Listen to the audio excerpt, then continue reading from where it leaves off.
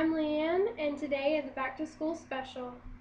Great DIY crafts for your dorm room or any office area, plus some delicious food. Stay tuned, you don't want to miss this.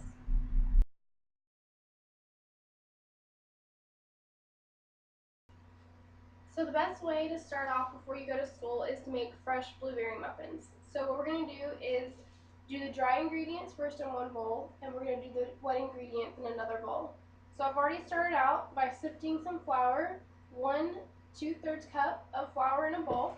Then we're going to add a full cup of sugar, 1 teaspoon of baking soda, 2 teaspoons of baking powder, and a pinch of salt. What we're going to do is just stir that in. And then for the wet ingredients, we have 1 cup of milk, 1 whole egg, and 1/2 cup of vegetable oil. Now we're going to whisk that together. Make sure you get the yolk all whisked in there. Then we're going to add the dry to the wet.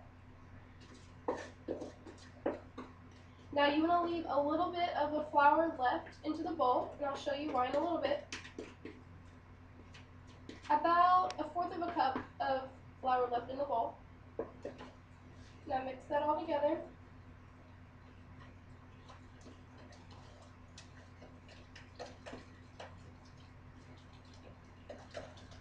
Now when you're doing measurements for baking, you want to make sure that they're precise if you're following a recipe. And that's because it's a science. And if you mess up on one ingredient, you can mess up the whole entire recipe. We got all that mixed. Now what we're going to do is we're actually going to add our blueberries. And I have 1 1/2 cups of blueberries, and we're going to add that to the flour that I left over.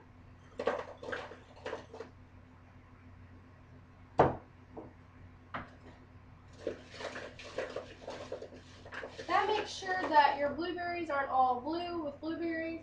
It's that nice brown color with blueberries in there. Alright. Then we're going to add it to the mix. And you want to make sure that you don't stir. Just kind of fold them in. Make sure that they're all incorporated in there. Now what we're going to do is we're going to spray our muffin tin. Make sure you get it all in there so they don't stick. Now we're going to add the blueberry mix.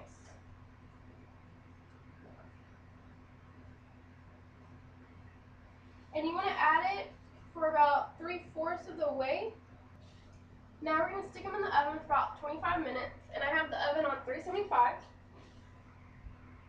And we're going to put it on the top rack because the bottom rack is actually saved for the roast chicken that I'm about to make, so don't miss that. So now we're going to start on the roast chicken, and what we're going to do is take about 1/2 cup of butter, and what we're going to do is stick some underneath the skin, and we're going to rub it all over. So get some of that butter, and you're going to get messy. What you're going to do is just rub it all over the skin. Like I said, we're going to put some inside so it can get in nice and juicy in that meat.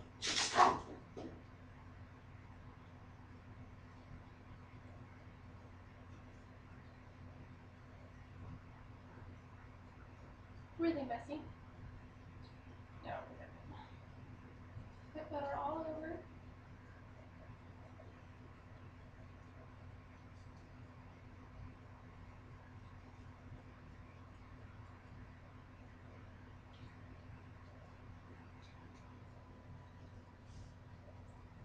Okay, just wash my hands really quickly. What I'm going to do is take the seasoning, and what I have here is thyme, parsley, paprika, and salt. I'm just going to mix it together.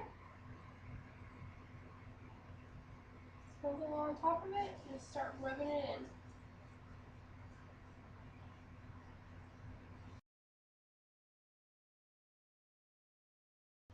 So now we're going to place the chicken to the side, and we're going to get another cutting board. You don't want to mix your vegetables with raw meat, so we get another cutting board, and what we're going to do is catch some carrots, and don't worry about peeling them or anything.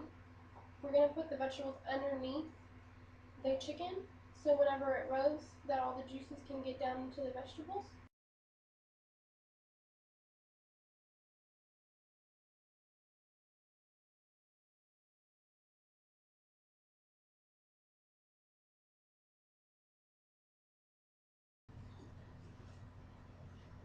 So I have the vegetables underneath the rack, and what we're going to do is we're going to put it in the oven for about an hour and a half.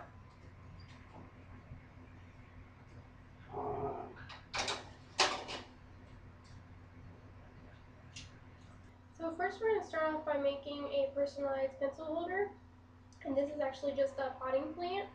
And I've already started on lining the inside with some fabric, and what you do is you just take a fabric, put it inside, cut it to the length that you need, and I have some hot glue here. What you can do is just hot glue one side,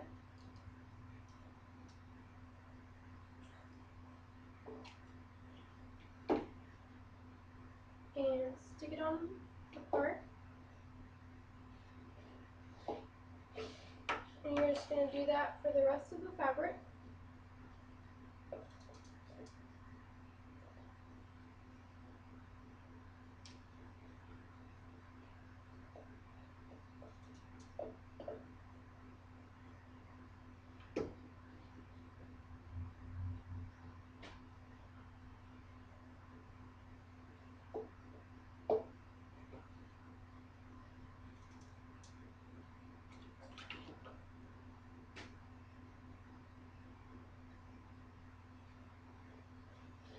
Like this.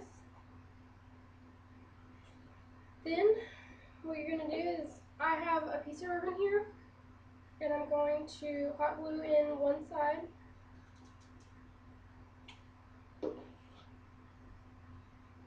stick it on the very top,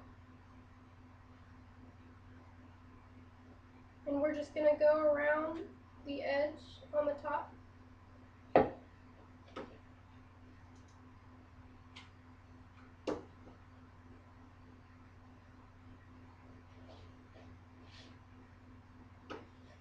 And you don't have to hot glue every single part of it, but you want to make sure you get every about inch or so with hot glue so it stays in place.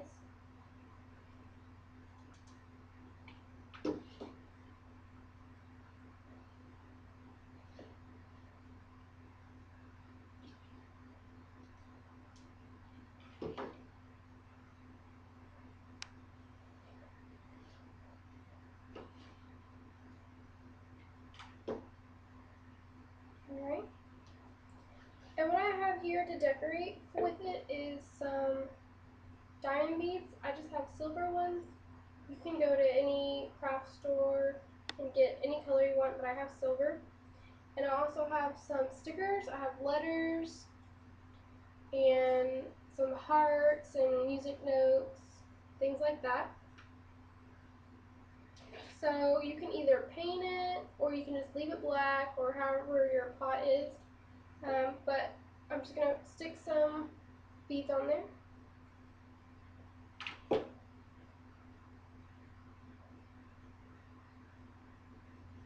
And I already have one done for you. I actually have one. This is actually painted, and it's a sour cream container. And I just painted it, put some diamonds on it, and put some little stickers on it, put some pencils in there, put a ribbon around the top. So my next project is actually a bookend, and I've taken a regular brick and I've already started wrapping it up, so let me just finish that real fast. You can take basically anything that's heavy, square, rectangle, wrap it up with some wrapping paper. tape doesn't want to come off, of course. Tape that down. So now I made it pink, of course, because that's my favorite color. But we can use some of those diamonds like we did earlier. So just super glue those.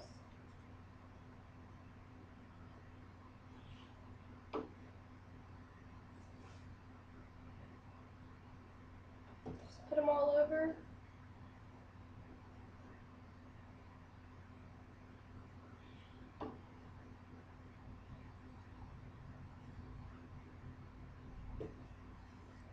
And we can use some stickers.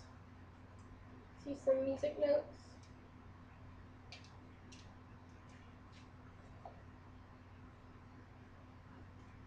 You can even do something down the side whenever it's showing down here. So let me pick out a star, and you can spell out your name, you can spell out books. So this is a good way to make a personalized bookend with anything you want. You can get any crafts, any stickers, any colors that you're wanting. But I hope you have fun and personalize your dorm room or your office space. So now we're going to start on our broccoli, and I've already started cutting up some. I have 3 stalks of broccoli, and so I'm just going to chop the last one. What I like to do is just chop the end off and then start peeling it back.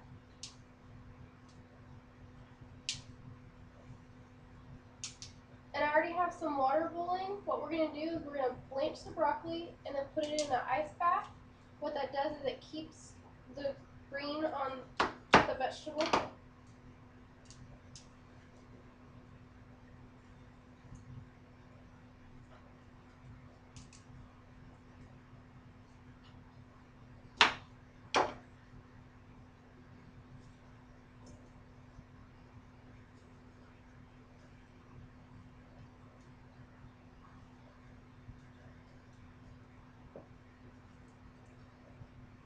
So now I have a sifter here. What I'm going to do is I'm going to stick some broccoli in the boiling water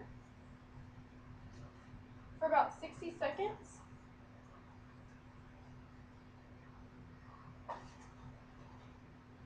And right here I have my ice bath ready, so I can just get the broccoli out as soon as they need to, put it in the ice bath. I'm going to get my bowl to transfer it.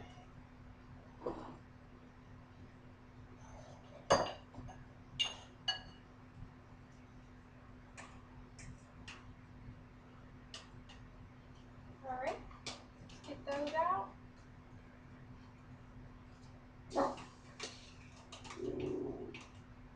And then we're going to put some more in.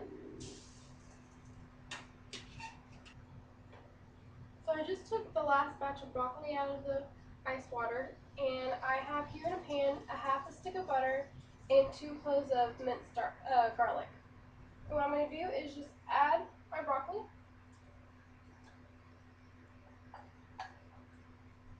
And since we already blanched it, it doesn't have to cook for very long. So we're just make sure that the butter and the garlic get all over the broccoli.